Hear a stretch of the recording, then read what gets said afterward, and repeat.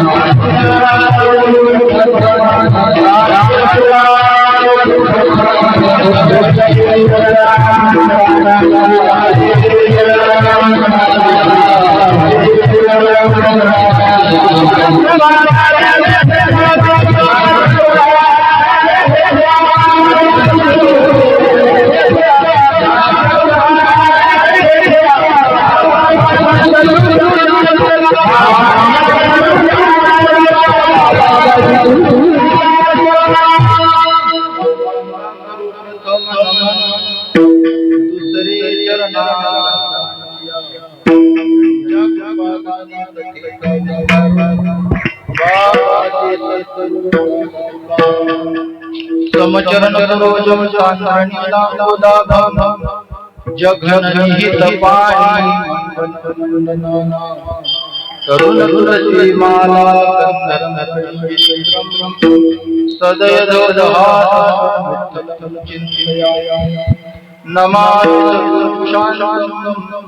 सच्चिदानंद विग्रह पूर्ण ब्रह्म परानंद मीशमानंदी वल्लभ नमो सद्गुरु तुकया ज्ञानदीपा नमो सद्गुरु सच्चिदानंद रूपा नमो सद्गुरु भक्त कल्याण मूर्ती नमो सद्गुरु भास्करावर्ण कीर्ती संपाद्य ज्ञानैच विधाय भक्ती विलोकितो येन समाधिराजः वैराग्यवन्तं सुविचारयुक्तं नमामि जोगं शिरसा आत्मरूप गणेशो स्मरण सकळ विद्यांचे अधिकरण ते जीवंदो श्री चरण श्री गुरूंचे ते नमस्कारोनी आता काय माझी वाणी मानेल संतांचे रंजवू चित्ताचे आपुलिया माझी वाणी तुझे वर्णी गुणनाम ऐसे देई प्रेम काही कळा वचनायका कमलापती मदरंकाचे विनंती कर जोडितो कथे काळी आपण असावी जवळी चांगली लागलेली आहे फक्त ताल झाल्याच्या नंतर सुरू झालं हे कमी नका करू म्हणजे झालं विठ्ठल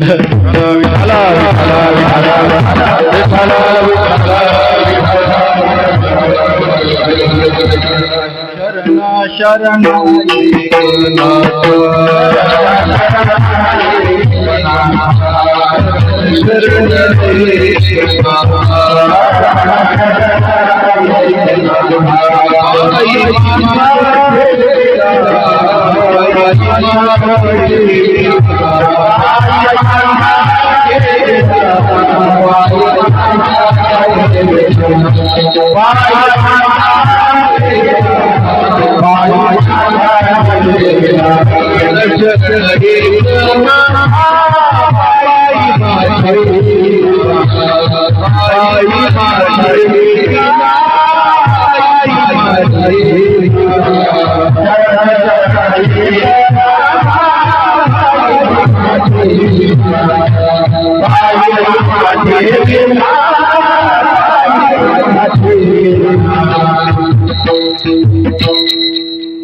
मृत्युलोकी आम्हा आवडती परी नाही एका हरी नामे विन विटले हे चित्त प्रपंचापासून व मनते मनी बैसलेसे श्री संत शांती ब्रह्म नागपूरच्या जलसमाधी सोहळ्याच्या निमित्ताने चालत असलेला हा कीर्तन महोत्सव आणि या कीर्तनासाठी जगद्गुरु जगद्वंदनीय विश्वभूषण विश्वोद्धारक श्री तुकोबरा यांचा हा 4 चरणाचा भंग घेतलेला आहे या अभंगातून तुकोबराय संत महात्म्यांची आवड प्रतिपादन करतायत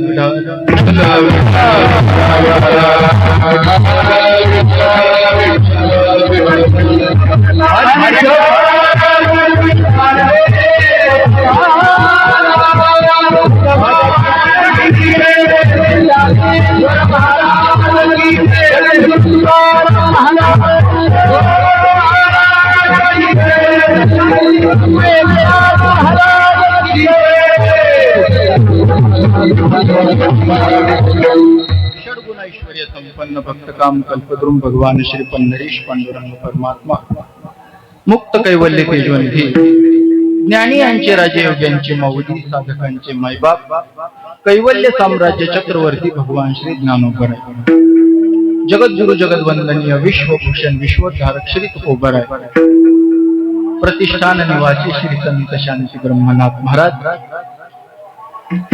स्वानंद सुख निवासी सद्गुरु जोग महाराज आदी करून सकल संतांच्या कृपा आशीर्वादाने पुण्य सलीला गोदावरी मातेच्या परम पावन तटकावर चालत असलेला हा त्रिदिनी संकीर्तन महोत्सव आणि यामध्ये आज प्रथम दिवसाची सेवा करण्याचं सौभाग्य मला प्राप्त झालेलं आहे सेवेसाठी सर्व मोठमोठी मंडळी या ठिकाणी उपस्थित आहे. खऱ्या अर्थाने मोठमोठ्यांच्या यादीमध्ये ज्यांच्या भूमीमध्ये आपण ही सेवा करत आहोत ते नाथ महाराज फारच मोठे, ज्यांच्याकडे साक्षात भगवान परमात्मा यावा हा ज्यांचा अधिकार, केवळ यावाच नाही तर पुढे त्याचा विचार आपण करून असे असणारी हे प्रतिष्ठान भूमी आहे. दक्षिण काशी म्हणून ज्याला संबोधल्या जात.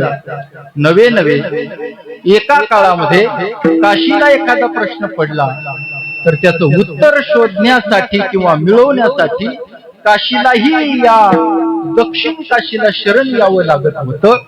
नवे या दक्षिण काशीतला एक ग्रंथ नाथ महाराजांच्या रूपाने वाराणसी असणाऱ्या काशीमध्ये पूर्णत्वाला झाला आणि याची पोच पावती म्हणून त्या ग्रंथाची मिरवणूक हत्तीवर काढण्यात आली. ही माती आहे, हे प्रतिष्ठान नगर आहे. आपलं सर्वांचं सौभाग्य आहे की नाथ महाराजांच्या या जलसमाधी सोहळ्यासाठी आपण उपस्थित झालेलो आहोत. सर्व उपस्थित मंडळी आमचे परमादरणीय परमस्नेही गुरुबंधू हरिभक्तीपरायण मयूर महाराज या ठिकाणी. महाराजांची तर नाथ महाराजांचं चरित्रच आहे, कथाच आहे, उद्या आपल्याला श्रवण करायला मिळेलच.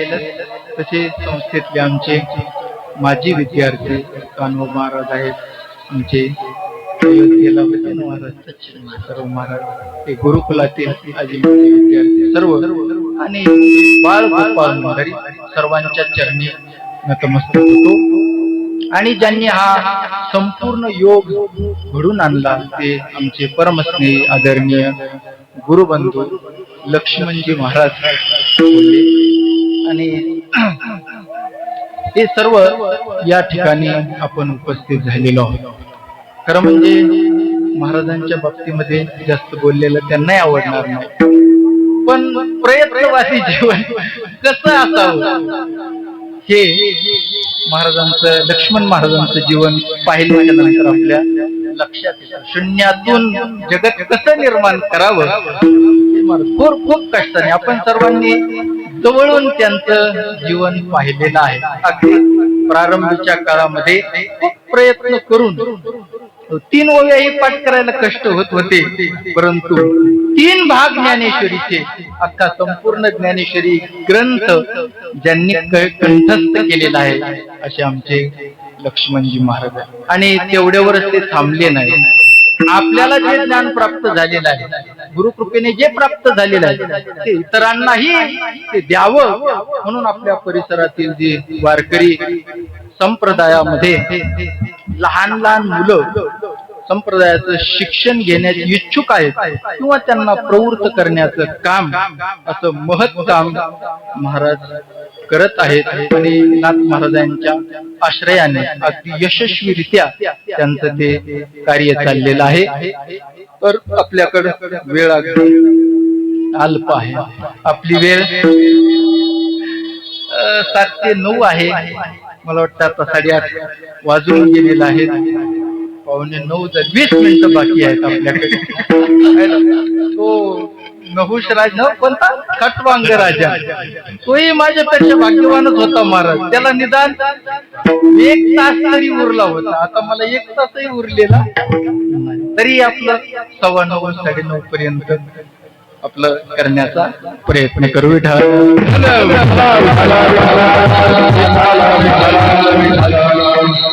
श्री संत शांती ब्रह्मनाथ महाराजांचं जीवन हे अलौकिक अशा प्रकारचं जीवन आहे.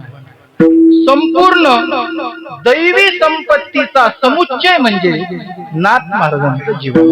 आपण म्हणत असतो की शांती ही आश्रय करण्यासाठी त्यांच्या ठिकाणी आली, ते म्हणजे श्री संत शांती ब्रह्मनाथ महाराज.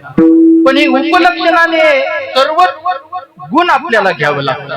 वैराग्यही ज्यांच्याकडे आश्रयासाठी आलेला आहे, ज्ञानही ज्यांच्याकडे आश्रयासाठी आलेला आहे, भगवत भक्तीही ज्यांच्याकडे आश्रयासाठी आलेली आहे, तेव्हाही त्यांच्याकडे आश्रयासाठी आलेले नवे नवे श्रीमद भगवद्गीतेमध्ये जी 26 गुणकुसुमांची माला सांगितलेली आहे ते सर्व गुणकुसुम ज्यांच्या चरणावर व्हावीत किंवा ज्यांच्या चरणावर ते शोभतात असे असणार नाथ महाराजांचं दिव्य जीवन. नाथ महाराजांच्या जीवनासंबंधी जर आपण बोलायचं ठरलं तर फार आगाध अशा प्रकारचं नाथ महाराजांचं चरित्र आहे. हा नाथसागर आपल्याला थोडा आहे तरीही नजर पुरत नाही. हा प्राकृत असलेला नाथसागर याच्यामध्ये जर आपली सामान्य प्राकृतीत नजर पलीकडे जात नसेल तर नाथ महाराजांचं दिव्य असणार जीवन किंवा जीवनरूपी ही सरिता सागर याच्यामध्ये आपल्या सामान्य बुद्धीला थांग लागणार. ज्ञानोबरायांच्या भाषेत बोलायचं ठरलं तर एकच ओळी सांगता येईल, उगियाची माथा ठेविजे चरणी हेची भले. पण असं आहे, नाथ महाराजांचं जीवन विशाल सागराप्रमाणे असलं आणि त्या सागरालाही आपल्याला कवेत घेणं जरी शक्य नसेल तरी आपली जेवढी बुद्धी असेल, आपली जेवढी शक्ती असेल त्या शक्तीनुसार नाथ महाराजांच्या जीवनातील एखादा प्रसंग जरी आपल्या जीवनामध्ये अनुभवाला आला तरी साधकाचं कल्याण झाल्याशिवाय राहणार.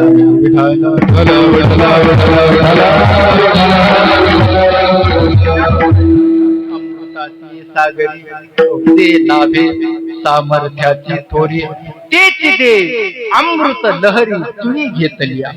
नाथ महाराजांचं जीवन जसं सागरासारखं आहे तसं नाथ महाराजांचं वाङ्मयही सागरासारखं आणि संपूर्ण वाङ्मय सागरासारखं आहे असं म्हणण्यापेक्षा नाथ महाराजांचा एक एक ग्रंथ स्वतंत्र सागराप्रमाणे आहे. सागराप्रमाणे अगदी चिरंजीव पद जरी म्हटलं, ओव्याच्या संख्याच्या दृष्टीने जरी अल्प असेल तरी अर्थाच्या दृष्टीने आपण पाहिला तर तो अथांग सागर आहे. चिरंजीव पद पावावयाचे हे चिरंजीव पदाचा जरी विचार केला तरी त्याचा थांग लागणार नाही. विठ्ठल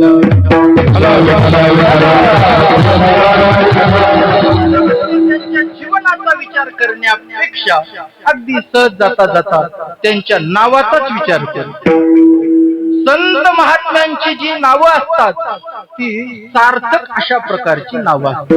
नवे नवे त्या नावाला संत महात्मे सार्थक करतात. सामान्य मनुष्याची नावही निरर्थक असतात आणि त्याला निरर्थक करण्याचा प्रयत्नही त्यांच्याकडून नित्य होत असताना आपल्याला पाहायला मिळते. चुकून एखाद्याचं नाव जरी देवाचं संतांचं असलं तरी देखील त्यांना ते सार्थक करता येईलच असं नाही. म्हणून संत महात्म्यांची नावं अत्यंत अलौकिक अशा प्रकारची असतात. या संत महात्म्यांच्या वाङ्मयाचा विचार करून मनुष्याला जी गती प्राप्त होते तीच गती केवळ संत महात्म्यांच्या नावाचा विचार केला, नवे नवे त्या नावाचा केवळ जप जरी केला तरी तीच गती प्राप्त होते. अशा प्रकारचे पवित्र आणि दिव्य नाव संत महात्म्यांचे असतात. ज्ञानोबरायांचं नाव आहे, जगद्गुरु तुकोबरायांचं नाव आहे. ज्ञानोबरायांचं नाव घेतल्याच्या नंतर काय होतं?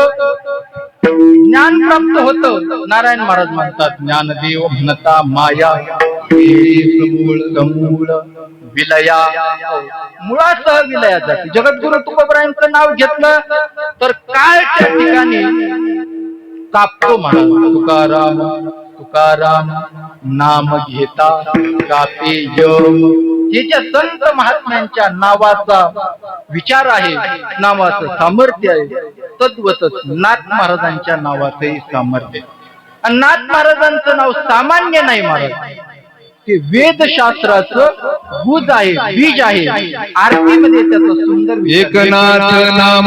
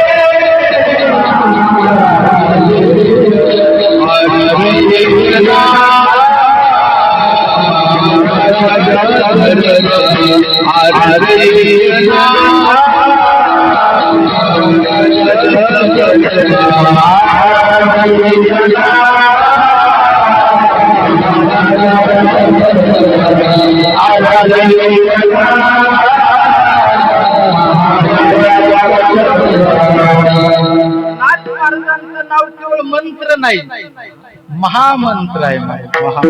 महामंत्राचे बीज आहे. म्हणून नाथ महाराजांचं नाव सामान्य नाही, एक नाथ असं त्यांचं नाव आहे. म्हणजे ज्यांचा एक परमात्मा सोडून दुसरा कोणीच नाथ नाही, तेच म्हणजे एक नाथ. विठ्ठल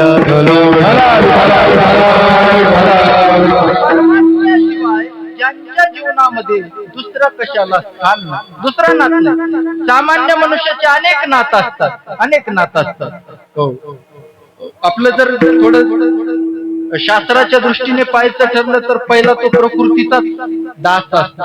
प्रकृती त्याची स्वामिनी असते. माया ती काय स्वामिनी.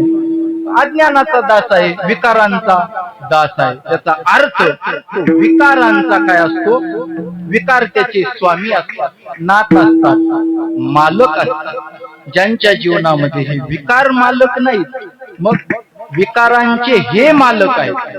विकार या साधूच्या समोर येत नाहीत असं नाही, येतात ना. पण आल्याच्या नंतर ते संत महात्मे त्यांच्यावर सत्ता गाजत असतात. ज्ञानोबराय सांगतात ना, तेथ आडवा वया आले दोष वैरी धोपटिले. सामान्य मनुष्याला हे दोष वैरी धोपटतात. मारिती सोडिती काय येत, यमही आहे तोही मालकच आहे आपला, तोही धोपटतोच. परंतु ते संत महात्म्यांच्या समोर ते विकार आल्याच्या नंतर संत महात्मे त्यांना धोपटतात.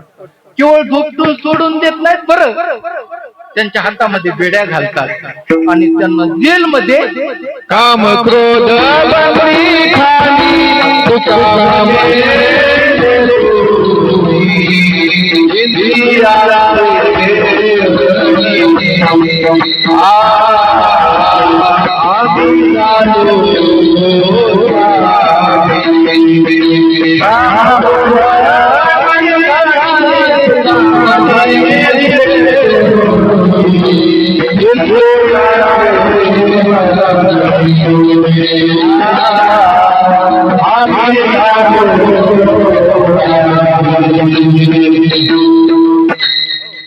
विकारांचे मालक आहेत. एक भगवान परमात्मा ज्यांचा मलाने जर आपण वास्तव पाहिलं तर सर्व जगाचा मालक तोच आहे ना. पण आपण जगाचा मालक असणारा परमात्मा त्याला मालक म्हणायला तयार नाही. आणि इतर बऱ्याच सामान्य प्राकृत व्यक्तीला मालक म्हणण्यामध्ये आपण धन्यता समजतो. धन्यता ते नोकरीला लागणं म्हणजे काय, म्हणजे कोणाला तरी मालक म्हणणं आहे. शब्द तो पाश्चात्य आहे. पूर्वीच्या काळामध्ये लोक नोकरी म्हटलं की नको म्हणायचे, का आपण मालक आहोत, शेती करू. परंतु आता नोकरी केली जाते आणि ते आमचे मालक आहेत. मालक खऱ्या अर्थाने या संपूर्ण जगाचा मालक एक भगवान परमात्मा. ज्ञानोबराय सांगतात, पर्वती वैकयान संडावी, समुद्री रेखा नोलंडावे, पृथ्वीया भूते वहावी हे आज्ञा माझी. म्या बोलविल्या वेदू बोले, म्या चालविल्या सूर्य चाले, म्या हलविल्या प्राण हाले, जो जगाते चालिता मियाची नियमिला साता. काळू ग्रासी तसे पंडुसुता, या मनियागते पंडुसुता सरकडे ऐसा जो समर्थ तो मी जगाचा नातू.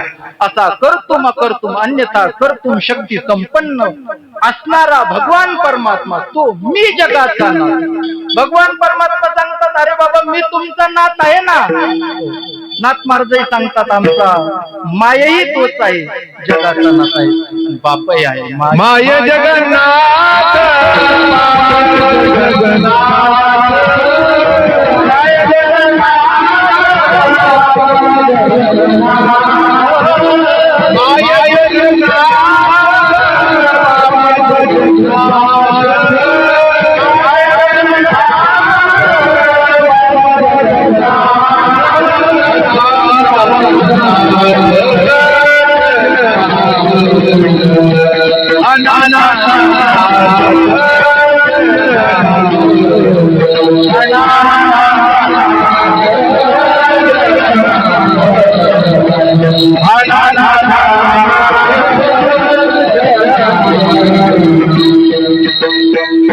भगवान परमात्मा नाथ आहे, नाथ आहे, सर्व जगताचा नाथ आहे.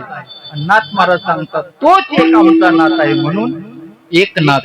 आणखीनही अर्थ जर पाहायचा ठरला तर संपूर्ण जगताचा नाथ भगवान परमात्मा आहे, आणि त्या भगवान परमात्म्याचाही एक नाथ आहे, त्यांचं नाव एकनाथ महाराज. विठ्ठल विठ्ठल विठ्ठल भगवान परमात्मा या महात्म्यांचं दास्यत्व करतो महाराज. दास्य करी दासाचे उनीन आहे तयाचे. संपूर्ण जीवनामध्ये ही भक्त मंडळी भगवान परमात्म्याची सेवा करतात, आणि त्या सेवेचं ऋण म्हणून भगवान परमात्मा त्यांची सेवा करतो. ज्ञानोबा सांगतात ते ऋणवई पण ते कोणी अंगी मी आपली आती उत्तीर्णत्वाला भक्ताची त्यागी परिचर्या करी. भक्त ज्या वेळेस आपला देह पंच महाभूतामध्ये विलीन करणार आहे, परमात्मा स्वरूपाला प्राप्त होणार आहे, अर्थात देह त्यागाच्या समयाला भगवान परमात्मा संधी साधतो महाराज. आणि खरा संधी साधू भगवान परमात्मा. आयुष्यभर भक्त जवळ येऊ देत नाही, मग निदान तनुत्यागी परिचर्या. आणि आयुष्यभर भगवान परमात्मा ज्यावेळेस भक्त नामस्मरण करतात त्यावेळेस विचार करूनच असतो शेवटच्या वेळेला यांची सेवा करायची, सेवा करायची. परंतु नाथ महाराजांचं असं अलौकिक जीवन आहे, भगवान परमात्म्याला शेवटचा समय येईपर्यंत धीरच धरवला नाही. अगोदरच भगवान परमात्मा आले, कारण भगवंतालाही माहित होतं की सामान्य नाही, सामान्य पद्धतीने देहत्यागही करणार नाही, अगदी चौघाच्या खांद्यावर हे जाणार नाही, चालत अशा प्रकारे ते जातील. आणि हे जल समाधी घेणार आहे ते भगवंताला माहिती होतं, म्हणून तनुत्यागी परिचर्या करण्याचं सौभाग्य प्राप्त होणार नाही हे भगवंताने अगोदरच जाणलं, आणि म्हणून निदान ते असताना त्यांची सेवा करावी, म्हणून भगवान परमात्मा नाथ महाराजांची सेवा करण्यासाठी येतात. आणि येत असताना मालक म्हणून येत नाही, सेवक म्हणूनच येतात. आणि इतरांनाही सांगत असताना आमचे मालक एकनाथ महाराज आहे, एकनाथ महाराज. मग कुणी म्हणून 7 दिवस सप्ताहामध्ये काही सेवा केली असेल, 7 दिवसापुरती सेवा नाही भगवान परमात्म्याची, मग 36 वर्ष भगवान परमात्म्याने 3 रूपामध्ये येऊन सेवा केली. 36 वर्ष, 1-2 दिवस नाही. आणि 36 वर्ष मग येऊन राहिले असतील, एखादी खोली भाड्याने घेतली असेल, लागतेच भाड्याला खोली, खोली घेतली असेल आणि येऊन राहिले असतील. परंतु नाथ महाराज भगवान परमात्मा तसे येऊन राहिले नाही, महाराज तसे येऊन राहिले नाही. मग सर्व नाथ महाराजांची सेवा केली, आणि ती सेवा करत असताना केवळ आपल्याला जमेल तशी किंवा सोपी सोपी पंक्तीत वाढायला गेले म्हणजे केवळ तूप वाढायला घेतलं अशी सेवा नाही. बरं, पूजेला बसलं. नाथ महाराजांच्या जीवनामध्ये आठवलं म्हणून सांगतो, चरित्रामध्ये फार परीक्षा कशी घ्या विषयांतर होईल, पण नाथ महाराजांचं चरित्र आहे. मग ते एक भक्त आले, म्हटले मला अनुग्रह करा, अनुग्रह करा. नाथ महाराज म्हटले याची परीक्षा घेतली पाहिजे. मैपती बाबांनी फार सुंदर सांगितलं, पण याच्या ठिकाणी सेवाभाव दिसत नाही. नाथ महाराजांनी जाणलं आणि येऊन बसला आणि मला तुमचं शिष्य करून घ्या, माझ्या अनुग्रह करा. नाथ महाराज म्हटले नाथ महाराजांनी घरच्या सर्व मंडळीला सांगितलं, मी उद्या स्नानावर येईल आणि पूजेचं पाणी मी घेऊन बसणार नाही, आणि मग ते पूजेसाठी मी हाक मारेल, कुणी माझ्याकडे यायचं नाही. आणि मग ते दुसऱ्या दिवशी त्याला सकाळी बोलवलेलं आहे. नाथ महाराज पूजेसाठी बसले, तो गृहस्थ येऊन बसला, महाराज अनुग्रह करा, कृपा करा. नाथ महाराज म्हणजे बसा. आणि बसल्याच्या नंतर त्याची परीक्षा घ्यायची म्हणून नाथ महाराज म्हटले, गिरजा अगं आतमध्ये आहे का कोणी? पूजेला पाणी न विसरलं. बरं आता असं उठताही येईना. आहे का आतमध्ये कोणीच सांगितलेलं होतं अगोदर, कोणीच आहे. बरं हा उघड्या कानाने ऐकत होता. नाथ महाराज सांगतात मला आता उठायचं नाही. कुठे गेले आज सगळे? कोण आता पाणी आणून देणार? तरी हा जागता हल्ला नाही. स्थितप्रज्ञ शिकाव भाषा. एका ठिकाणी हलू नये, चालू नये, शांत बसलेला आहे. नाथ महाराजांच्या लक्षात आलं हा पक्का सेवा चोर आहे. याला तद्विधी प्रणिपातेनं हा संस्कार नाहीये आणि ज्ञान सेवेशिवाय मिळत नाही. नाथ महाराजांनी त्याला उपदेश केला नाही. नाथ महाराजांनी परीक्षा झाल्याच्या नंतर तो निघून गेला. भगवान परमात्मा तसा हाक मारल्याच्या नंतर जेव्हा चोर आहे असं नाही. विठ्ठल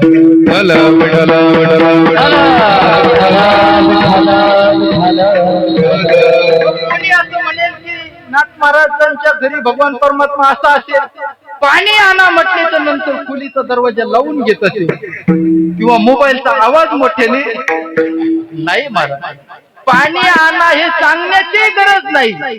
भगवान परमात्म्याने उठावं आणि नित्याने कावडीने पाणी ज्यांच्या घरी भगवान परमात्म्याने वाहावं तो नाथ महाराज. कावडीने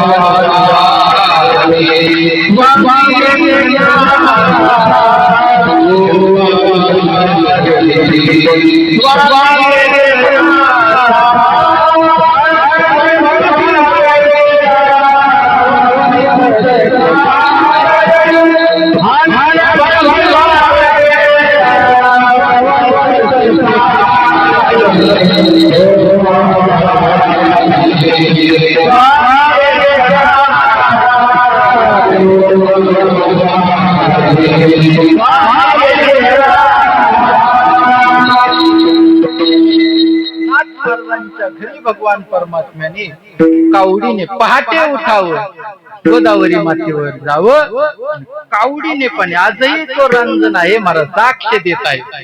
आणि आजही भगवान परमात्मा 400 वर्ष झाले. परंतु आजही उद्या आज म्हणण्यापेक्षा उद्या म्हणू आपण, उद्या षष्ठीचा दिवस आहे. ते प्रतीक म्हणून भगवान परमात्मा अदृश्य रूपामध्ये पाणी आणून टाकतात रान. आणि भगवंताची कावड आल्याशिवाय रांजण भरतच नाही. रांजण भरत नाही. खरं म्हणजे भगवान परमात्मा अदृश्य रूपाने येत नाही, ते प्रगटच येतात. पण आपल्या नेत्राचं सामर्थ्य नसल्यामुळे आपल्याला ते दृश्य होत नाहीत म्हणून अदृश्य म्हणायचं. विठ्ठल विठ्ठल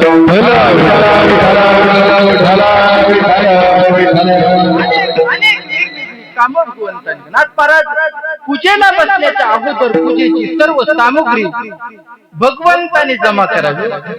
पाणी आहे का, कोणी देत का, वाटणं ते पाच महाराज भगवंताने ते कावडीने आणलेलं शुद्ध जल, पवित्र जल आहे, मोठ्या एका भांड्यामध्ये घ्यावं, नाथ महाराजांच्या समोर आणून ठेवावं. सकाळी सकाळी फुलं तोडावी, नाथ महाराजांच्या समोर आणून ठेवावी. तुळशी मंजिरी, तुळशी पत्र आहे ते तोडावं. चंदन आहे, स्वतः भगवान परमात्म्याने चंदन घासावं आणि त्या चंदनाची उटी करून नाथ महाराजांच्या हातामध्ये. परमपूज्य आदरणीय चंद्रशेखरजी महाराज फार सुंदर सांगतात, केवढं भाग्य नाथ महाराजांचं. चंदन उघडायचं भगवान परमात्म्याने, त्याची ते उटी करून द्यायची नाथ महाराजांच्या हातामध्ये. आणि नाथ महाराजांनी देवाच्याच हातातून घ्यायचे आणि देवाच्याच कपाळाला लावायचे. एवढं भाग्य आहे माझं. संपूर्ण सेवा नाथ महाराजांची भगवान परमात्म्याने केली म्हणून. आणि भगवान परमात्मा दास म्हणूनच राहिले, दास म्हणूनच राहिले. ज्या वेळेस कळालं की हा सामान्य दास नाहीये, हा मालक आहे, ज्या दिवशी कळालं त्याच दिवशी भगवान परमात्मा अदृश्य झाले. का तर भगवंताच्या अंतःकरणामध्ये एकच अपेक्षा होती, नाथ महाराजांच्या घरी मी सेवा करणार तर दास म्हणून करणार, मालक म्हणून राहणार. 36 वर्ष भगवान परमात्म्याने दास म्हणून सेवा केली आणि नाथ महाराज मालक ते मालकच राहिले. जगाचा नाथ असणारा भगवान परमात्मा त्यांचे नाथ असणारे नाथ महाराज आहेत म्हणून त्यांचं नाव सार्थक आहे. विठ्ठल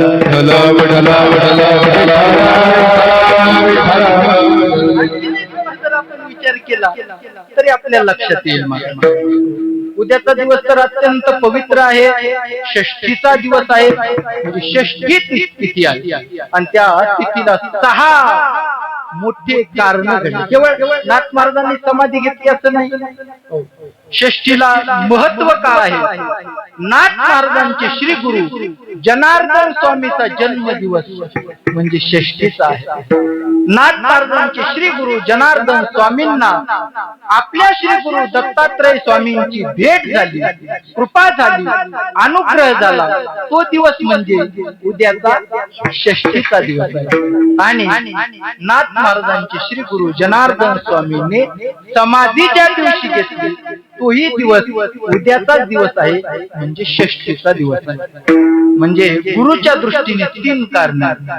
नाथ महाराजांच्या दृष्टीने विचार केला तर नाथ महाराजांना आपल्या श्री गुरु जनार्दन स्वामीची भेट ज्या दिवशी झाली तोही दिवस षष्ठीचा दिवस आहे, उद्याचा दिवस आहे. नाथ महाराजांना जनार्दन स्वामी दत्तात्रय महाराजांचा अनुग्रह झाला, तोही दिवस उद्याचा म्हणजे षष्ठीचा दिवस आहे. आणि नाथ महाराजांनी जल समाधी घेतली, तोही दिवस म्हणजे उद्याचा दिवस आहे. आपल्या श्रीगुरूच्या दृष्टीने अत्यंत महत्वाचा दिवस आहे. दत्तात्रय महाराजांचा अनुग्रही षष्ठीलाच झालेला आणि दत्तात्रय स्वामीने अनुग्रह केला, कारण दत्तात्रय परंपराच आहे. अनुग्रह केला परंतु स्वामी म्हणून दत्तात्रय स्वामी राहिले नाही. काय नाथ महाराजांचा अधिकार असेल, केवढी साधना नाथ महाराजांच्या जीवनामध्ये घडली असेल की ज्यांनी आपल्यावर कृपा करावी त्यांनी सेवक व्हावं असं प्रसंग सांगतात.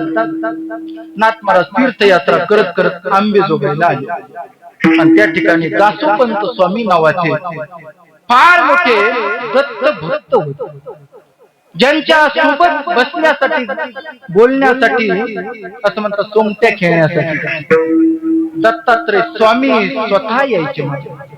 आणि अचानक नाथ महाराज आले. नाथ महाराज आले ही बातमी शिष्यांनी सांगितली. आतमध्ये खोलीमध्ये जनार्दन स्वामी, हे दासोपंत स्वामी आणि दत्तात्रय महाराज हे एकांतामध्ये बसले होते. शिष्य नाथ महाराज आले म्हटला, नाथ महाराजांनी आत पाऊल टाकला, दत्तात्रय स्वामी अदृश्य झाले. अदृश्य झाल्याच्या नंतर दासोपंत स्वामी म्हटले, या नाथ महाराज, पण तुमचं दुर्भाग्य आहे. अहो साक्षात दत्तात्रय महाराज ते माझ्या बरोबर होते, तुम्ही पाऊल टाकल्याबरोबर अदृश्य झाले. का? कदाचित अधिकार नसेल. आता नाथ महाराज म्हणजे का फळलिया तरुची शाखा सहजे भूमीसी उतरे देखा तैसे जीव मात्रा अशे खालावती. नाथ महाराजांनी साष्टांग दंडवत घातला. म्हणजे महाराज फार मोठा, आम्ही सामान्य आहोत. पण जात असताना नाथ महाराज म्हटले की आमच्या इथं जनार्दन स्वामीच्या पुण्यतिथीचा उत्सव असतो, वेळ मिळाला तर या या या या म्हटल्याच्या नंतर सहज दासोपंत स्वामीला आठवण आली, निघालेच होते, पैठणच्या जवळच आले होते. आठवण आली सर्व शिष्य समुदाय घेऊन दासोपंत स्वामी या पैठण नगरीमध्ये आले. आल्याच्या नंतर नाथ महाराजांचं घर विचारलं. काही पंडितांनी नाथ महाराजांचा वाडा दाखवला आणि वाड्याच्या समोर दासोपंत स्वामी आल्याच्या नंतर दासोपंत स्वामीला आश्चर्य दिसले. एकदम स्थिमित झाले, उभा राहिले आणि न्याहाळून पाहतायत की चोपदाराला आपण कुठेतरी पाहिल्यासारखं वाटत. कुठेतरी कीर्तनामध्ये माग पुढे काहीतरी असेल, पाहिल्यासारखं वाटत. आणि न्याहाळून पाहिलं तर त्यांच्या आश्चर्याचा ठिकाणा नाही. साक्षात दत्तात्रय भगवान परमात्मा हातामध्ये काठी घेऊन चोपदार की नाथ महाराजांच्या दारामध्ये दत्तात्रय चोपदार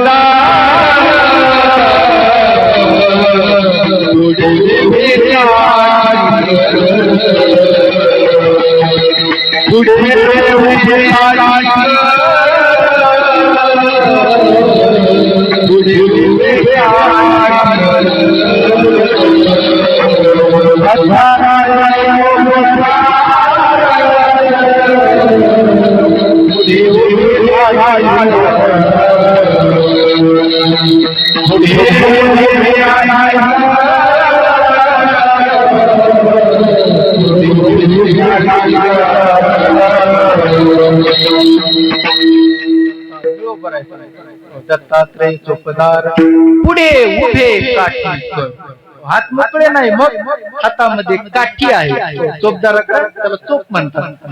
आणि त्याच शब्दावरून एखाद्याला जर मारलं तर म्हणता याला चोप दिला. चोप का म्हणतात? कारण त्या काठीला चोप म्हणतात. आणि त्या काठीने मारणं म्हणजे सहज आठवलं म्हणून आठवलं. विठ्ठल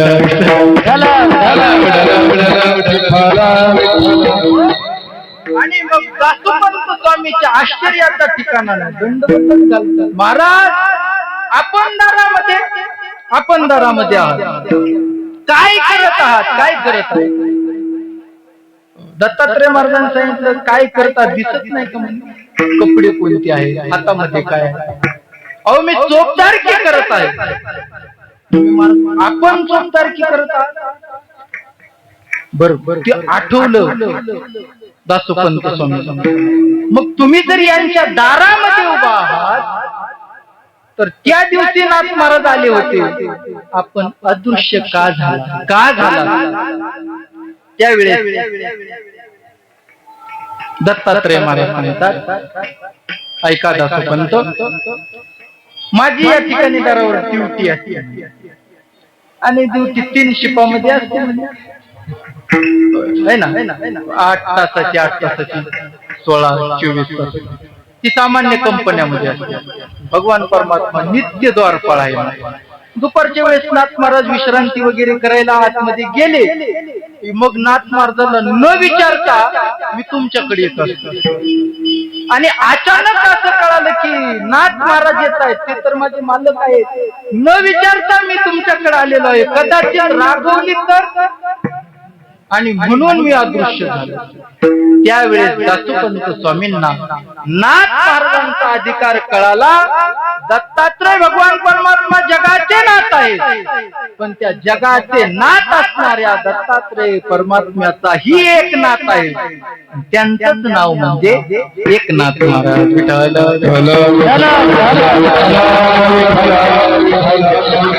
भगवंताने दास्यत्व स्वीकारावं, भगवंताने सेवा करावी, एवढं सामर्थ्य यांच्यामध्ये आलं कुठून सामर्थ्य? यांच्या जीवनामध्ये भगवंताची एवढी सेवा कोणती घडली? कारण सेवेशिवाय भगवान परमात्मा दास्यत्व स्वीकारत नाही. जशी सेवा असेल तसा भगवान परमात्मा दास्यत्व करतो. म्हणून सामान्य जे भगवत भक्त आहेत, आयुष्यभर वारकरी आहेत, आयुष्यभर देवाची सेवा करतात, पंढरीची वारी करतात, त्यांचा जसा अधिकार आहे तशी भगवान परमात्मा सेवा करतो. मग प्रत्यक्ष भेट द्यावी एवढा जरी अधिकार नसेल तर भगवान परमात्मा कोणाच्या तरी माध्यमातून त्यांची कोणाच्या तरी अंतःकरणामध्ये भगवान परमात्मा सेवेचं बीज टाकतात आणि एखादा सद्ग्रस्त आहे त्यांची सेवा करतो. एखादा आणखीन अधिकारी असेल तर भगवान परमात्मा अन्य रूपामध्ये येऊन काहीतरी निमित्त करून त्यांची प्रसंगानुसार सेवा करत असतात. परंतु हे नाथ महाराज जी संत मंडळी आहे त्यांच्याकडे भगवान परमात्मा नित्य दास होऊन राहतात. यासाठी यांनी आपल्या जीवनामध्ये कोणती साधना केली असेल, कोणती साधना केली असेल? आणि मला वाटते सर्वांमध्ये श्रेष्ठ साधना असेल आणि भगवान परमात्मा ज्या साधनेने दास होतो अशी साधना जगामध्ये एकच आहे. ती साधना म्हणजे भगवंताचं नामस्मरण.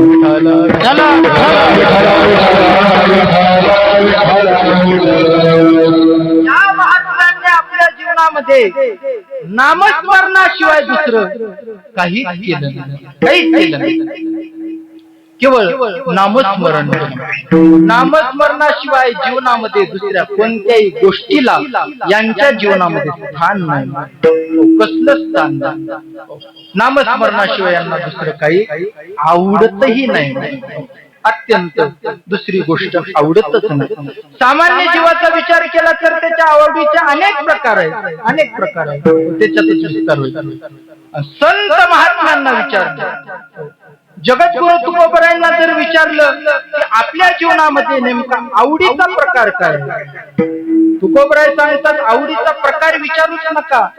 का तर आमच्या आवडीचे अनेक प्रकार नाहीत, एकच प्रकार आहे. आणि त्या एका प्रकाराशिवाय हरिनामाशिवाय मृत्यू लोकामध्ये आम्हाला कोणताच आवडीचा प्रकार नाही. तेच तुकोबराय अभंगाच्या पहिल्या मृत्यू लोकिया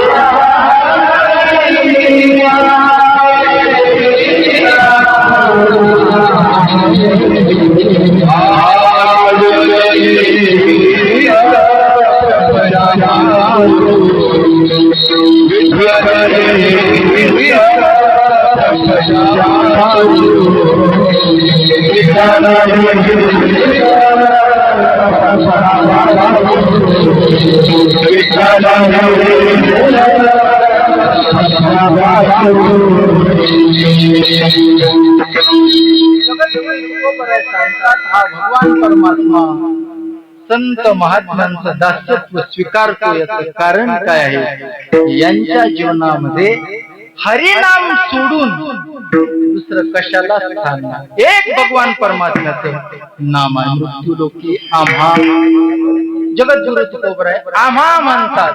या आम्हामध्ये सर्व संत मानलेली आहे. आम्ही नामाचे धारक. तुकोबराय सांगतात आम्ही नामाचे, नामाशिवाय इतर प्रकार आवडत नाही. नेनो प्रकार अनेक प्रकार आम्ही जाणतच नाही, जाणतच नाही. म्हटले महाराज अनेक प्रकार तुम्ही जाणत नाही, ठीक आहे, पण गरज म्हणून तरी कारण व्यवहारामध्ये व्यवहार चालायचा असेल तर इतर प्रकारांची गरज लागते. जगद्गुरु तुकोबराय सांगतात ती गरज तुम्हाला लागत असेल, पण नामस्मरण असं साधन आहे की त्या साधनाने आम्हाला काही मिळत नाही असं काहीच नाही. काय नव्हे केले किंवा अवघे होती लाभ एकाया चिंतने नाम संकीर्तने गोविंदा. भगवान परमात्म्याच्या नामचिंतनाने सर्वच लाभ होतात. कशाची आम्हाला आता आवश्यकता नाही, गरजही नाही, म्हणजे काही कामही नाही. अनेकापे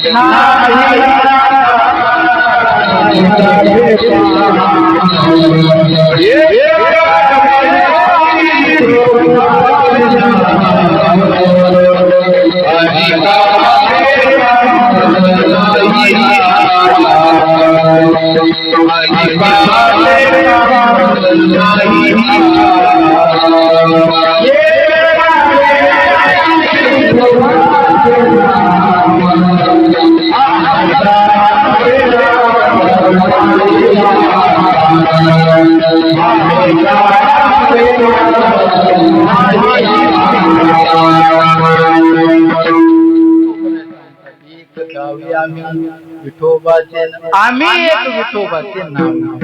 इथे आम्हीच म्हणतात. आम्ही म्हणजे सर्व संत महात्मे, प्रामुख्याने आपल्याला नाथ महाराज देतात. म्हणून अनेकापे काम नाही आता. आणि म्हणून तुकोबराय सांगतात या मृत्यू लोकांमध्ये नामस्मरणाशिवाय आम्हाला कोणताच प्रकार आवडत नाही. अनेक प्रकार आहेत. व्यवहारातला प्रकार आवडत नाही यात नवल नाही. अगदी आपण परमार्थिक जरी चिंतन केलं तरी अनेक प्रकार आपल्याला पाहता येतील. ज्ञानाचा प्रकार आहे, कर्माचा प्रकार आहे, योगाचा प्रकार आहे. परंतु तुकोबराय सांगतात अनेकापे काम नाही आता. आता ज्ञानाच्या प्रकाराचे काम आम्हाला राहिलं नाही. तुकोबरायांची स्पष्ट भाषा आहे. नको ब्रह्मज्ञान आत्मभाव मी भक्त तू देव ऐसे करी. ज्ञान आम्हाला नको म्हणजे अप्राप्तामध्ये निषेध आहे असं नाही. बरं तुकोबराय सांगतात देवा तू आम्हाला ब्रह्मज्ञान द्यावं नंतर आम्हाला प्राप्त व्हावं असं नाही. अरे माझं सर्वात्मक पण आहे, कोण हेरून देणार आहे. सर्वात्मक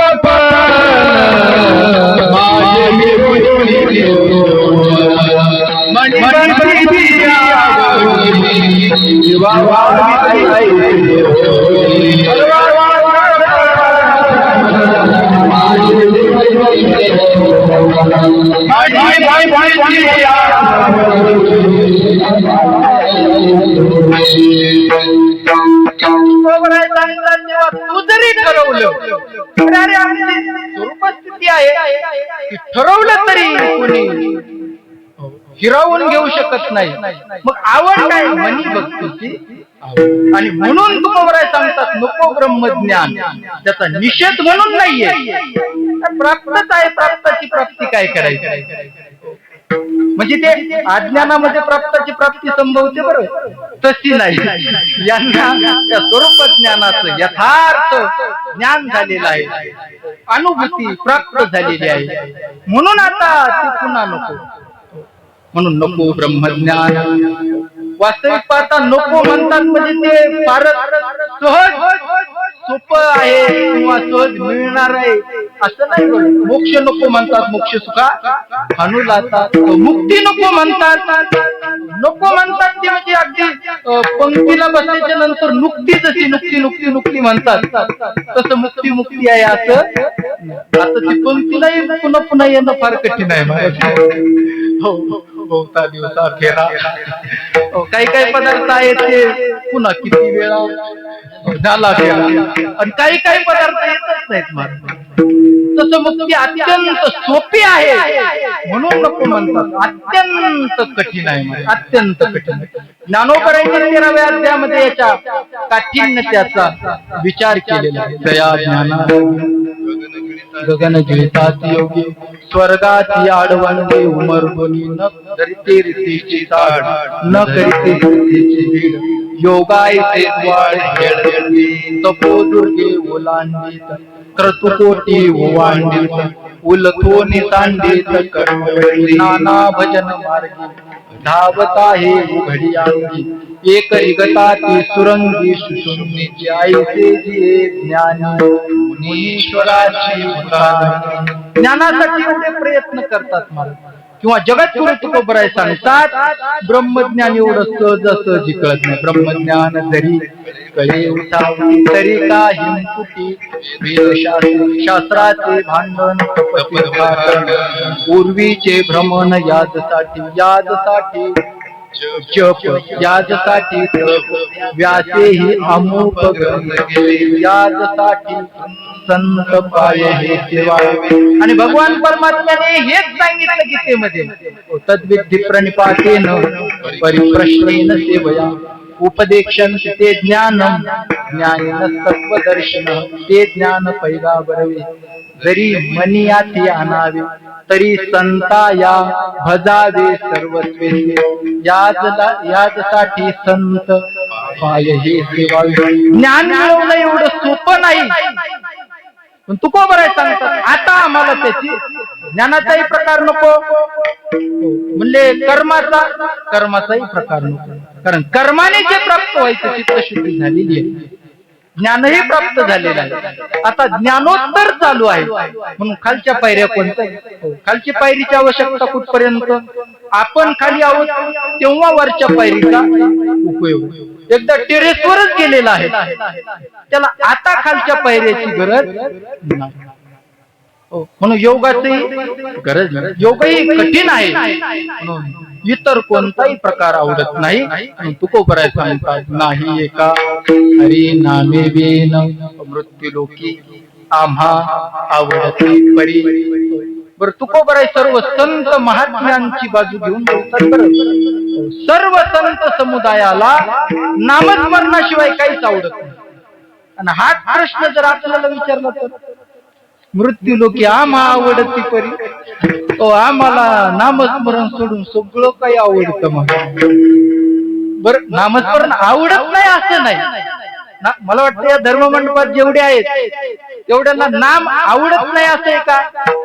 आवडतं हो, पण नामच आवडतं असं नाही. किंवा तुकोबरायांच्याच भाषेत बोलायचं ठरलं तर, नामाशिवाय काही आवडत नाही असं नाही. नामही आवडतं आणि कामही आवडतं, सगळं पुत्र पत्नी सोबत सगळेच आवडतात. धन आवडतं, दारा आवडते, सर्व आवडतं. आमचे गुरुवर्य भुले बाबा पाठात नेहमी सांगायचं मला, खिशामधला रुमाल आहे त्याच्यावर केवढं प्रेम असतं. बाबा सांगायचं रुमालावर प्रेम. कीर्तनामध्ये आल्याच्या नंतर आपली चप्पल बाहेर ठेवली, त्या चप्पलीवर अर्धी प्रीती असते महाराज, आणि ती नवीन घेतलेली असावी, मग तर पूर्ण प्रीती त्या आपल्या चपलीवर असते महाराज. किंवा जुनी असेल आणि ज्या चपलीच्या जवळ सोडलेली आहे ती नवी असावी, मग त्या शेजारच्या चपलीवर प्रीती बसते. आणि कीर्तन संपल्याबरोबर कधी लवकर उठून जाय, म्हणून कीर्तनात लवकर उठून नाही, बरं मधून उठून नाही, लोकांचा नसलेला आळा आपल्यावर येण्याची शक्यता आहे. सामान्य मनुष्याची प्रीती इतर पदार्थामध्ये खंडित झालेली असते. संत महात्म्याच्या खंड दया तुझी प्रीती, भगवंतावर प्रीती असते. सामान्य मनुष्याला भगवान परमात्मा आवडतो, भगवंतासाठी भगवान परमात्मा नाही. मग संसाराची भरभराट होण्यासाठी भगवान परमात्मा आवडतो. वारीमध्ये काही माणसं दिसतात, म्हणजे आमची 11वी वारी आहे, आता एकच राहिली. म्हणजे का? म्हणजे 12 वाऱ्या करण्याचा नवस केलता. देवा आम्हाला पुत्र होऊ दे, मुलगा नव्हता आणि मग आता म्हातारपणी झाले. माणिक एक पलट आपला पाठ माणिक आहे, रत्न एक पाहिजे. मग मुलगा होण्यासाठी देवाची वारी करणारे हे अनेक आहेत. देवासाठी देव आवडतो असं नाही, संसारासाठी देव आवडतो. संत महात्मे केवळ भगवंतासाठीच भगवंताची सेवा करतात. हो, नाम जप करणारे महात्मे महाराज, बर नाम जपाचं फळ काय आहे? नाम जपाचं फळच सांगता येत नाही. नाम जपाने काही मिळत नाही असं नाही, नाम जपाने सर्व काही मिळतं, पण ते नाम जपाचं फळ आहे असं. तुम्ही व्यवहारामध्ये आहे करा नाम जप, काही कोटीवर करा आणि तुम्ही सामान्य संसारातली एखादी अपेक्षा धरा, नाम जपाने तीही पूर्ण होती. बरं पूर्ण होत. एखादा आजार असेल तो आजारही बरं आपण पाहिलेले तसे गुरुवर्य भजन भीष्म मते बाबांच्या संस्थेमध्ये आपली वारकरी शिक्षण संस्था झालेली भोसले महाराज होते आणि ते त्यांना आजार होता मूळव्याध. अनेक दवाखाने वगैरे केले आणि शेवटी कंटाळून त्यांनी ते नाम चिंतामणी गुरुवर्य घुले बाबांनी पाठामध्ये आपल्याला ते ग्रंथ सांगितलं आणि पाठ सुटल्याबरोबर आपण तो घेऊन आले. एक छोटासा होता 50 रुपयाचा आणि एक मोठा होता. नाम जपायचे एक नाम जपाचे महात्मे, एक नाम चिंतन. आणि मग त्याच्यामध्ये रोगनाशक शक्ती नामामध्ये आहे. किती कोटी केल्याच्या नंतर रोग कोणता जातो. आणि ते भामचंद्र डोंगरावर आले भोसले महाराज आणि त्यांनी तेवढी जपसंख्या पूर्ण केली आणि त्यांचा मूळव्याधच गेला. नामस्मरण, पण नामस्मरणाचं ते फळ आहे असं नाही. नामस्मरणाने ते होत पण ते फळ आहे असं. नामस्मरणाने वैकुंठही मिळतं, नामस्मरणाने वैकुंठाची प्राप्ती होती. आता सामान्य माणसं वैकुंठवासी होतात नाही असं नाही, पण ते वैकुंठवासी म्हणजे वैकुंठालाच गेलेले असतात का? जे गेले त्यांना आपण काय लिहितो? वैकुंठवासी. कुठे गेले? वेदांत वाचस्पती जगन्नाथ अण्णा खूप गोड सांगायचे. ज्यांनी मृत्यू लोक सोयीचा राहू दिला नाही ते गेले त्यानंतर वैकुंठवासी होतात. कारण आपली भारतीय संस्कृती आहे, वचने घरीच ते भले कुठेही जाऊ आपल्या तोंडातून चांगले यावं. सांगण्याचं तात्पर्य आपण वैकुंठ लोकांची प्राप्ती करू शकतो नामाने, पण ते नामाचं फळ आहे असं एवढंच नाही. आपण ज्या देवतेचं नामस्मरण करतो ती देवता साक्षात समोर उभा राहील. अनेक नामधारकांच्या समोर भगवान परमात्मा उभा राहील साक्षात उभा राहील. ते स्वामी अखंडानंदजींचे सुंदर प्रवचन आहे. ईश्वर अनुग्रह मनुष्याला शक्य आहे, ईश्वर दर्शन शक्य आहे. खूप गोड सुंदर त्यांनी विचार केला. म्हणजे भगवान पण ईश्वराचा अनुग्रह होतो, तो ईश्वर स्वप्नात कुठेतरी येतो किंवा ती समाधी लागते काहीतरी अवस्था होती त्याच्यात येतो असं नाही. तुम्ही मला जसे समोर दिसता ना तसा भगवान परमात्मा समोर उभा राहतो असं स्वामी अखंडानंदजींनी सांगितलं. नामाचं हे सामर्थ्य, नामाने भगवान परमात्मा साक्षात समोर उभा राहतो. पण ऐका, नामाने भगवान परमात्मा समोर उभा राहतो पण तेही नामाचं फळ नाही. फळ नाही याचा अर्थ नामाची तेवढीच शक्ती आहे असं नाही. नामाने काही होतं, मला काही होत. मला वाटतंय जर नामाचं फळ काय असेल हे जर सांगायचं ठरलं तर नामावर अत्यंत प्रीती निर्माण होणं हे खऱ्या अर्थाने नामाचं फळ आहे. आणि खऱ्या अर्थाने मनुष्य जीवनामध्ये आल्याच्या नंतर शाश्वत काय असेल तर एक परमार्थ आपण भरपूर करतो, सर्वच परमार्थ आहे तो करावाही. पण एक नामस्मरण जीवनामध्ये नसेल ना तर ते सर्व परमार्थ आपला शून्य होतो. तुम्ही तीर्थयात्रा करा, करू नये असं नाही, तीर्थयात्रा करा, पण केवळ तीर्थयात्रा कराल तर ज्ञानोबराय सांगतात त्रिवेणी संगमी नाना तीर्थगमी चित्त नाही नामी सरितेवरी. नामस्मरणावर जर चित्तच नसेल तर ती तुमची केलेली साधना शून्य आहे. म्हणून ज्या ज्या काही साधना असतील, जप तप असेल, अनुष्ठान असेल, हे काय शून्य आहे, शून्य. आणि नामस्मरण म्हणजे एक आकडा.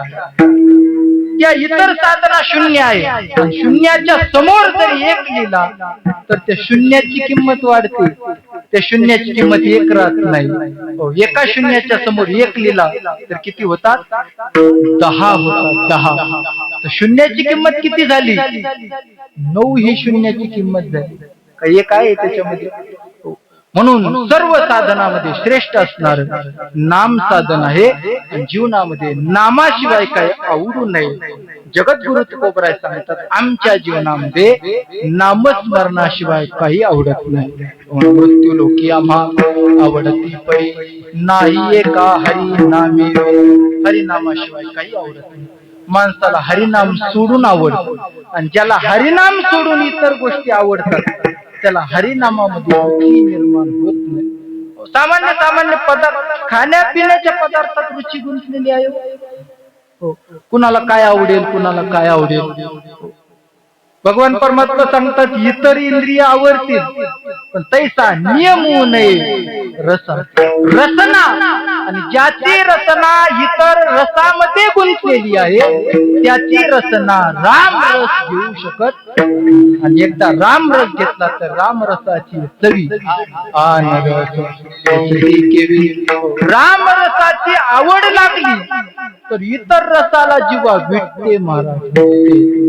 नाम गोड पुरे गोड सकळई रसना ये रसा विटे. रसना इतर रसाला विटल्या जाते महाराज, विटल्या जाते. घेता गोटे अधिक केवळ रसनाच विटते असं नाही. जगद्गुरु तुकोबराय सांगतात या नामधारकाचं किंवा आम्हा नामधारकाचं चित्त प्रपंचापासून विटलेलं आहे. अभंगाचं विठ्ठले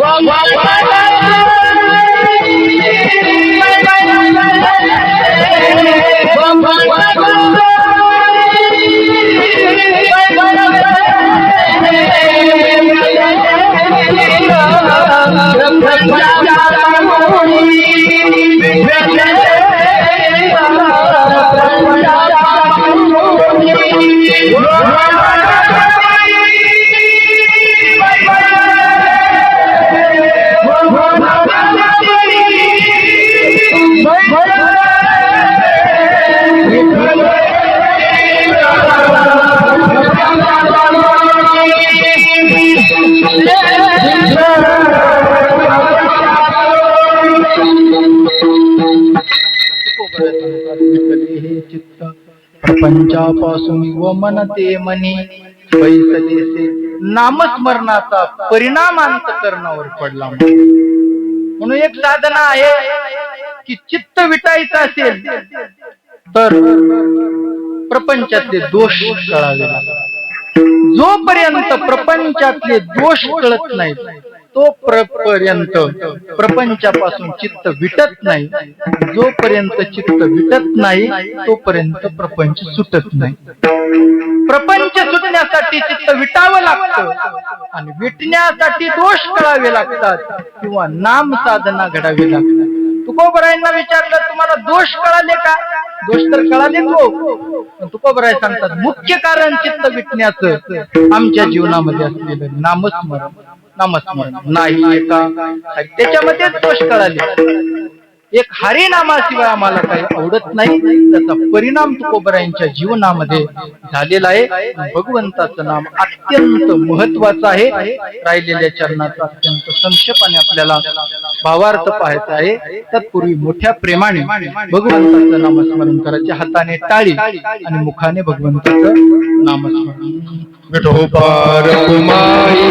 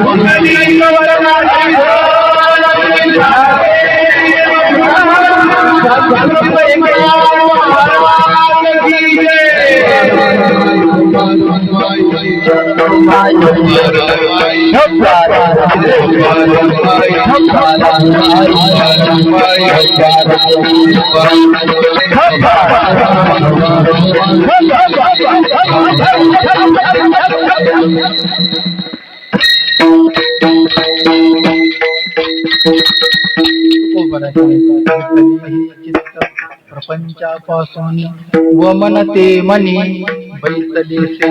आमचं चित्त प्रपंचापासून विटलेलं आहे. सामान्य मनुष्य प्रपंचामध्ये रस घेतात. रस बरं नाही त्या गोष्टीमध्ये रस शोधतात. महाराज परंपरेने आलेला दृष्टांत आपल्याला माहित आहे. जुने कीर्तनकार सांगायचे ते कुत्रा आहे श्वान आणि ते हाडूक असते पडलेलं अगदी शुष्क त्याच्यामध्ये काही नसतं महाराज. आणि ते हाड तोंडामध्ये घेतं. कोण?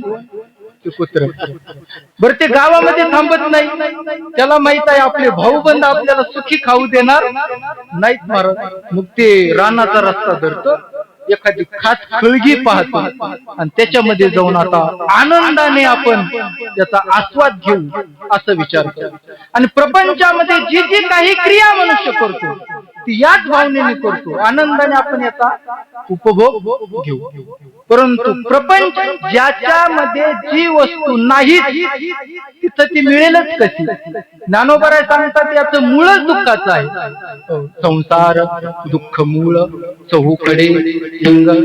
किंवा ज्ञानोबराय ज्ञानेश्वरी मध्ये म्हणतात जाऊ द्या याच्यामध्ये सुख नसू द्या पण निदान गोष्ट तरी राजा राणीची जशी गोष्ट आपण समजू नसलेली तरी ज्ञानोबराय सांगतात गोष्ट सुद्धा नाही हो.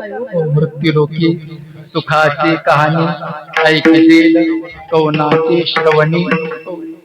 त्याप्रमाणे मग आता नसलेलं ते कुत्र आहे ते चघळण्याचा प्रयत्न करतो आणि शेवटी फारच प्रयत्न केल्यावर त्या हाडाच्या दशा त्याच्या हिरडीला लागतात आणि त्या हिरडीतून रक्त येतं महाराज. आणि ते रक्त आल्याच्या नंतर ते कुत्रा आहे फारच आनंदी होतो. शेवटी पठ्ठ्याने रक्त काढलं की नाही. तसंच संसारामध्ये पठ्ठ्याने हे सर्व केलं म्हणतात. बंगला बांधला कुणी? प्रपंचामध्ये जो जो काही अहंकार मनुष्य धारण करतो तो नसलेला अहंकार धारण करत असतो. नसलेला अहंकार त्याच्यामध्ये कसलाच रस नाही. आणि म्हणून संत महात्मे या संसाराला विटलेले आहेत. आणि ज्याच्यामध्ये खरा रस आहे रसो हा रस आनंदाचा या रसामध्ये निमज्जन करणारी संत महात्मा रसाचा आनंद घेतात. आणि हा रस विटतच नाही महाराज. कारण विटण्यासारखा तो नाही. विट्याईचे सुख नवे भक्ती रस. म्हणून हा रस त्यांच्या मुखाला लागला प्रपंचातल्या रसाकड त्यांची जीवा जातच नाही. विठ्ठल विठ्ठला विठ्ठला विठ्ठला विठ्ठला विठ्ठला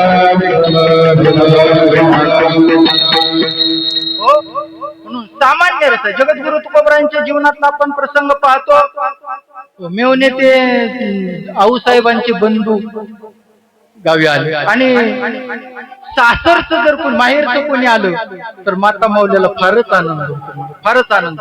कोणीही दिसो माहेर, एखादं कुत्र जरी दिसलं ना आपल्या गावचं तर ती सांगत असते आपल्या मैत्रिणीला, ते आहे ना पलीकडचं सगळ्यात, त्याच्या कपाळाला टिक्का आहे पांढरा, ते कुत्र आहे ना आमच्या शेजारचं, त्याचाही तिला आनंद. असं म्हणतात की माहेरच्या वरोट्याने जरी माता माऊलीचं डोकं फुटलं तरी त्यातून रक्त येत नाही असं म्हणतात. आता वरोटे राहिले नाही ना, आता डोकंही फुटत नाही, फुटले तर तिचं नाही त्याच.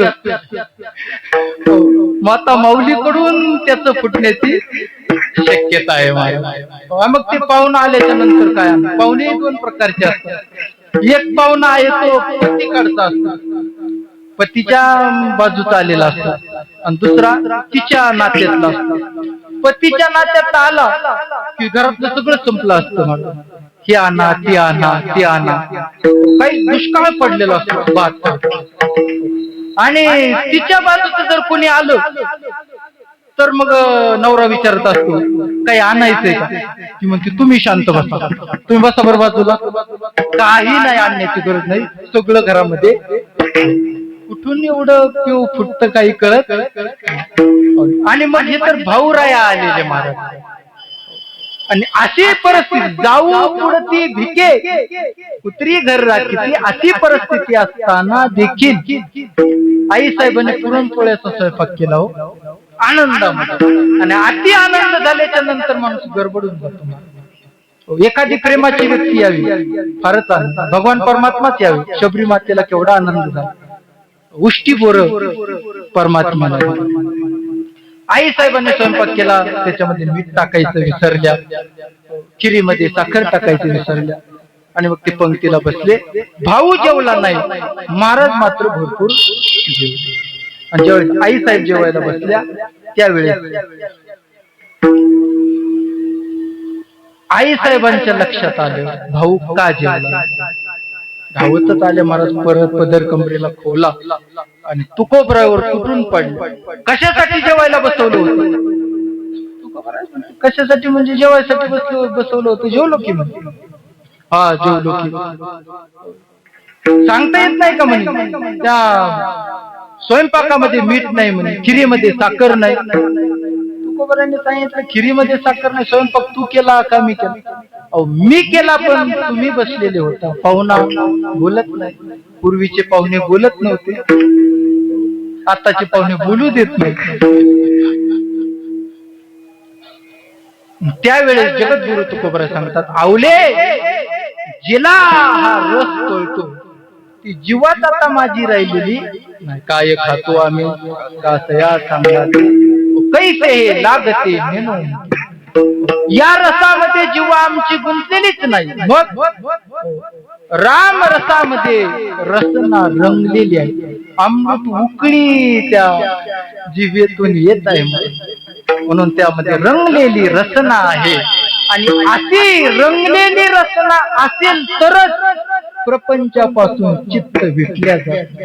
अगदी एक दोन मिनिटांमध्ये सत्य घडलेली घटना आमचे वारकरी शिक्षण संस्थेचे अगदी श्रद्धास्थान असणारे गुरुवर्य भजन भीष्म बोधे बाबाच्या जीवनातली घटना आहे. अगदी 2 मिनिटांमध्ये सांगतो आणि आपल्याला सेवेला विराम द्यायचा. रसना कशी इतर रसाला भेटलेली असते. गुरुवर्य बोधे बाबा गोरडेश्वर डोंगरामध्ये गाथा ज्ञानेश्वरीचं चिंतन करण्यासाठी थांबत होते. नित्य पारायण गाथा पाठही केला, आवृत्ती बाबा करायचे. त्यावेळेस एक सुदाम बाबा आणखी नाही आहे, ते सुदाम बाबा त्या डोंगरावर, ते खऱ्या अर्थाने बाबाच्या समवयस्कच बरं, पण बाबावर एवढं प्रेम की त्यावेळेपासून त्यांना गुरु समजायचे. एकाच पाठामध्ये आहे, बरोबरच शिकले, पण त्यांच्या संबंधी असलेला आदराचा भाव. आमच्याही पाठामध्ये असे अनेक गुरुबंधू आहेत की बरोबरच आम्ही राहिलो, बरोबरच शिकलो, पण ते गुरुसम आम्हाला आहे. त्याच्यामध्ये दोन प्रामुख्याने आहेत. एक आळंदीमध्ये गुरुवर्य डॉक्टर बाबाच्या संगतीमध्ये असणारे निकम बाबा, तेव्हापासून त्यांना आपण बाबाच म्हणतो. आणि दुसरे आमचे आदरणीय मयूर महाराज. आम्ही बरोबरच राहिलो, परंतु त्यावेळेस पासून सर्व गुरुबंधू एक आदराने त्यांच्याकडे पाहतात. तसे हे सुदाम बाबा आदराने त्यांच्याकडे पाहत होते. आणि एक वेळचा प्रसंग आहे, एक घरून निघून आलेला किंवा रागाने किंवा घरून काढून दिलेला म्हणा, वैराग्य म्हणून नाही पण वैताग म्हणून आलेला. असे बरेच येतात वैताग म्हणून. आळंदीला खूप येतात, जागा कुठे मिळत नाही म्हणून घाटावर बसतात. अलीकडच्या घाटावर जागा नसते म्हणून पलीकडच्या घाटावर, जिथं ते काय लावलेलं आहे, विश्वशांती केंद्र आहे, त्याच्या पाठीमागे एक मंदिर आहे. त्या मंदिरामध्ये सगळे वैतागलेली माणसं राहतात म्हणून त्या मंदिराचं नावच वैताग आहे. आमचे पानसरे महाराज बसलेले आहेत. गुरुवर्य जयराम बाबाच्या संगतीमध्ये महाराज सोबतच होतो. महाराज ती वैतागलेली माणसं सगळे तिथे, असाच एक वैतागलेला डोंगरावर आला आणि संध्याकाळची वेळ होती, यायला उशीर झाला. दिवसभर काही खायला मिळालं नाही. प्रवास फार कठीण. एसटीचा प्रवास आता उशीर व्हायला लागला, जास्त उशीर करत नाही. मला येण्याला उशीरच या प्रवासामुळे झाला. तर तो का झाला, कसा झाला हे सांगण्यात आणखीन उशीर करत नाही. काय अण्णा, खूपच अवस्था झाली महाराज त्यांना करून. आमचे रवी महाराज होते, त्या नगरून येत असताना फारच गर्दी, त्या गाडीमध्ये वर गेलो. एक वयस्कर माता मावली होती, सत्य घटना आहे बरं. आणि ते वर हात धरत असताना माझा कुपर महाराज त्या माऊलीला, आता योगायोगाने त्याची दात थोडी पुढे आलेली होती, बनवून नाही झालं ते साक्षी आहेत. कुपर लावला आधी दात ते थोडं जास्तच पुढे होता, सहज कुपर लागला. आणि आता माता माऊलीला लागल्याच्या नंतर काय महाराज, आणि ते काय थोडस हे झालं, थोडं रक्त येऊ लागलं. मी तर म्हणलं आता प्रभू आपणच वाचवलं तर यातून वाचू शकतो. त्यांनी बोलायला सुरुवात केली महाराज.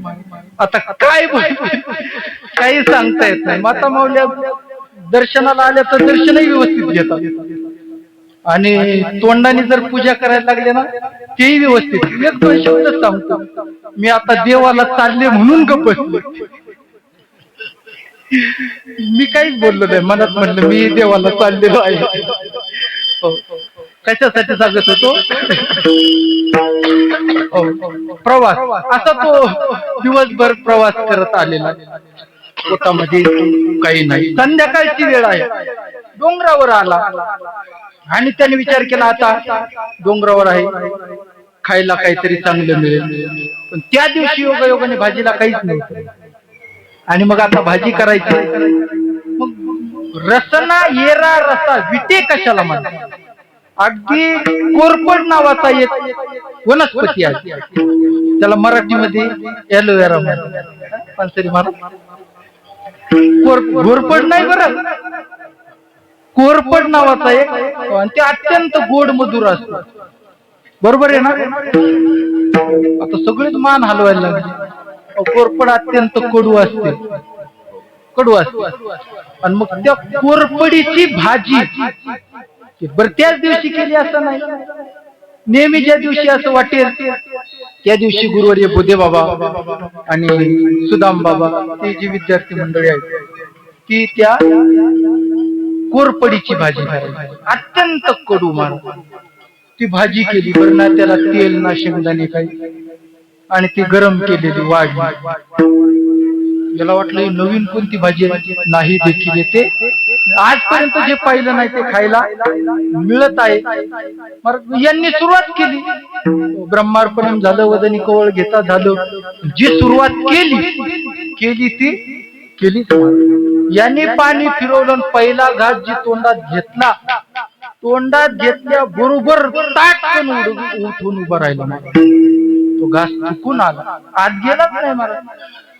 म्हणजे रागाने बोलू लागला, तुम्ही माणसं नाही म्हणे, माणसं नाही तुम्ही. अशी कुठे भाजी असती का म्हणे, एवढी कडू? तुम्ही माणसंच नाही. बरं ते खोटंही बोलत नव्हतं.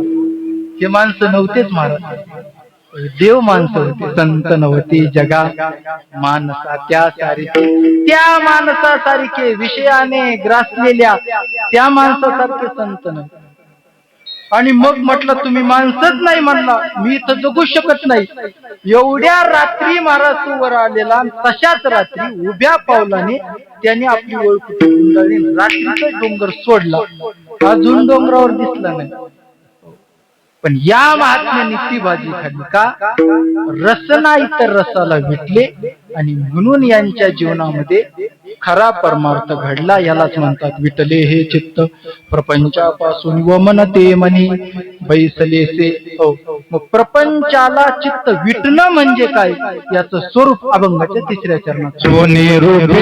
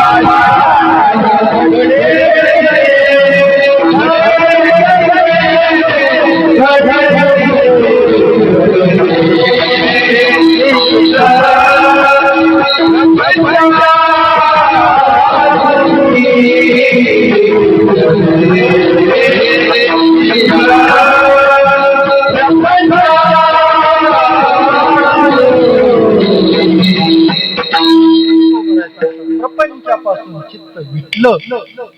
मनामध्ये वमन बसलेला आहे. वमन ते म्हणी. त्याचा परिणाम काय होतो, म्हणून परिणाम सांगतात. माणिक पाषाण खडे जैसे वमन बसलेला आहे. ज्ञानोबराय सांगतात वमिलिया लाल धोती हेवी रसना किंवा उठलेने वैराग्य जेणे हा त्रिवर्गु ऐसा सांगणे जैसे वमुनिया सुने. आता वाणिकीचा विचार नको, वेळ झालेला आहे. नंतर आपल्याला भोजनही करायचं असेल. पण भोजनाचे काळी भोजनाची काळी ओकाचा आठव. म्हणून वाणकीचा विचार नको आता. पण माणिक पाषाण खडे जैसे तुकोबराय सांगतात सोने आणि माती आम्हा समानते. ज्ञानोबरायांच्या 2 ओव्या गोड सुंदर या प्रमाणाचा अनुवाद किंवा या ओव्याचा अनुवाद तुकोबरायांनी केलेला आहे. सोनियाचे निखळ मेरू येसने ढिसाळ की मातीयेचे ढिकळ सरिसेची मान राहता पृथ्वीचे मूल थोडे ऐसे अनर्घ्य रत्न चोखडे दगडाचे निपाडे निचाडू ऐसा. दगडाप्रमाणे तो मानतो. तुकोबराय सांगतात सोने आणि माती आम्हा समानचे चित्ते. म्हणून या द्रव्यासंबंधी मन विटल्याच्या नंतर भावना काय असते त्याचं स्वरूप सांगितलेलं आहे.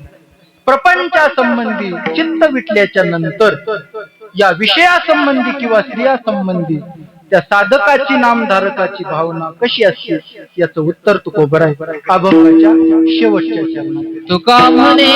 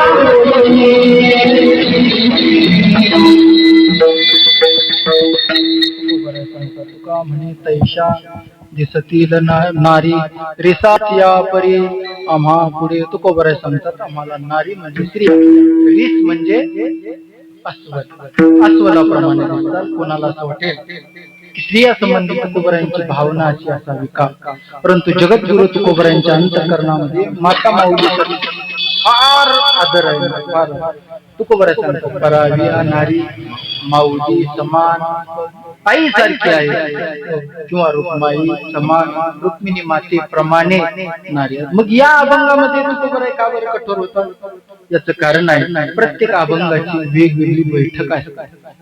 या अभंगाची बैठक विरक्ती प्रधान आहे. ज्या साधकाला साधना करायची नामजप करायचा आहे त्या साधकाने या गोष्टीपासून कसं दूर राहावं यासाठी तुकोबरांनी दिलेला हा साधकासाठी तो केलेला होता. केवळ स्त्रियांसाठी स्त्रीलाच असं म्हटलं असं साधना करणारी माता माऊली असेल तर पुरुष सारखाच आहे अस्वला सारखाच आहे. म्हणून या ठिकाणी तुकोबर अस्वलाची उपमा देते. असं म्हणतात की अस्वल आहे आता अस्वल बरेच जणांनी पाहिलं जंगलात पाहिलं नसेल जंगलात पाहिलं तर प्राणी संग्रहालयामध्ये संभाजीनगरला पाहिलं त्या अस्वलाचं असं आहे म्हणतात की ते लगेच त्याला पकडतं किंवा गळा फाडतं किंवा गळा दाबून मारतं असं नाही. ते अस्वल आहे त्याला घेऊन जात झाडावर घेऊन जातं आणि तिथं त्याला गुदगुल्या करतं. गुदगुल्या करून सुखाचे धक्के देऊन देऊन त्याला मारत. हे जसं आहे तसं स्त्री आहे पुरुषाच्या जीवनामध्ये आल्याच्या नंतर आयुष्यभर सुखाचे धक्के देत शेवटी त्याला चौघाच्या खांद्यावर घातल्याशिवाय तुका म्हणे तैशा दिसतील परी आम्हा पुढे विटले हे चित्त प्रपंचापासून वमन ते मनी बैसले ते जगद्गुरु तुकोबर या अभंगातून नाम साधनेचा परिपाक सांगतात. जीवनामध्ये आपल्याला काय आवडावं तर ती नाम साधना आवडावी. आपल्याही जीवनामध्ये आपण नाम साधना केली पाहिजे. आपल्या जीवनामध्ये एक ना एक दिवस विठ्ठल हे चित्त प्रपंचापासून अशी अंशता स्थिती आल्याशिवाय राहणार नाही.